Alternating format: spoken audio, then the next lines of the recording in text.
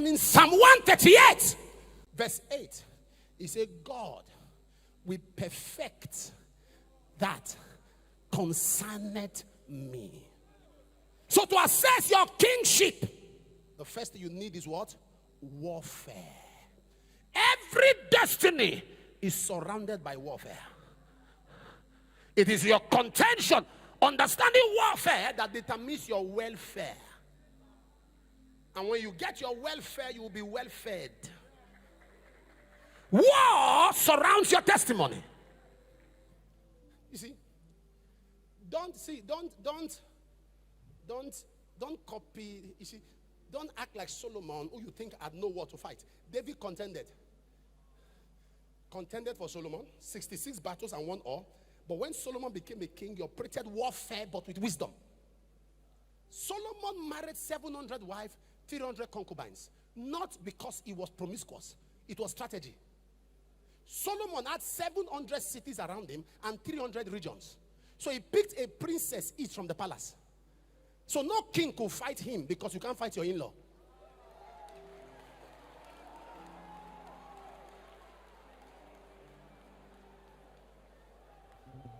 You are putting your hands on your head. You didn't know that.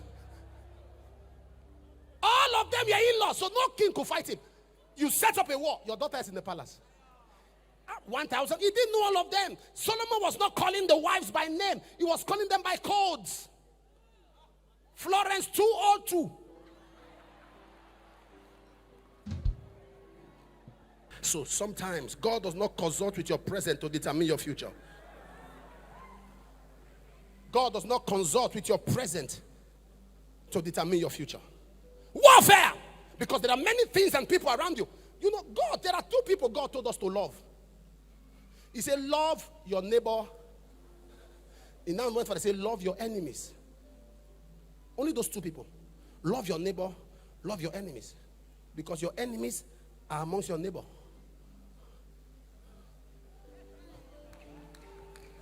Love your neighbor, love your enemy, because your neighbors are your enemies. Those you think are close to you are your problem. To assess your throne as a king, you need power. I love power. I love power.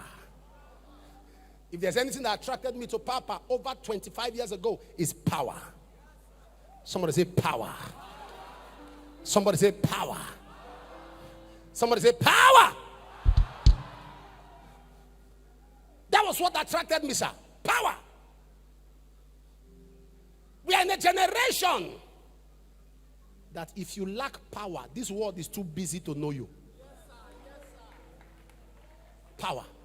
Dimension. And what does it take to enjoy this power? To assess it. Hunger. Somebody say hunger.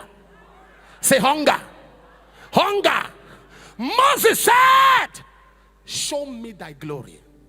And God said, there is a side by me. There is a side by me. No man seeth me and live. But yet Moses said, I want to see you. In other words, if it takes my life, let me see you. And God said, you won't see me. I will show you my hinder part. I will show you my back. Now, did Moses see the back, the literal back of God? No. Because if God says no man sees me and live, his back is a part of him. Your back is a part of you. So what does God mean by telling Moses, I will show you my hinder part? He was telling Moses, I will show you where I'm coming from. Who wrote Genesis? Was he there? Was he there? God said, I will show you where I'm coming from. In the beginning, God created. Was Moses there? In fact, Moses wrote where God was coming from and wrote where Moses was going to. It was Moses that wrote and Moses died.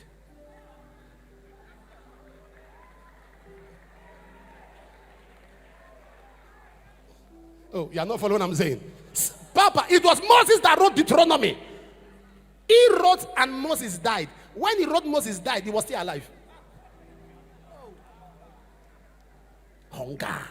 Moses walked. Moses saw a side of God. Moses became a god. He became a celestial.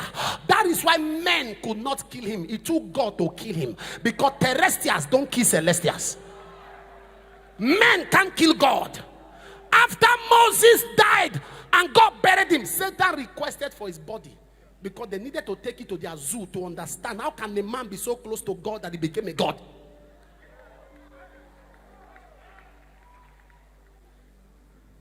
Papa, I tell you today, I've never said this to you. One thing I saw in you was prayer.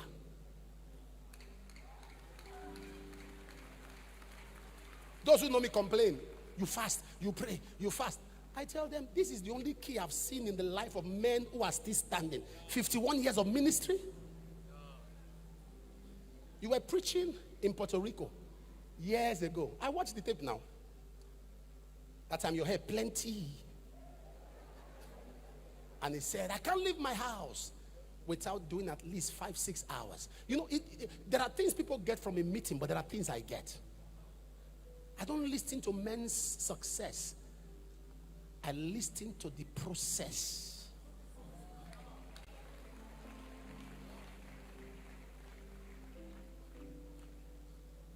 No, I'm honest with you. If I tell you now that I'm poor, I'm unfair to you. If I tell you now that God has not blessed me, I'm unfair. It's not humility. I'm lying. If you still know how much you have in your account, you are broke.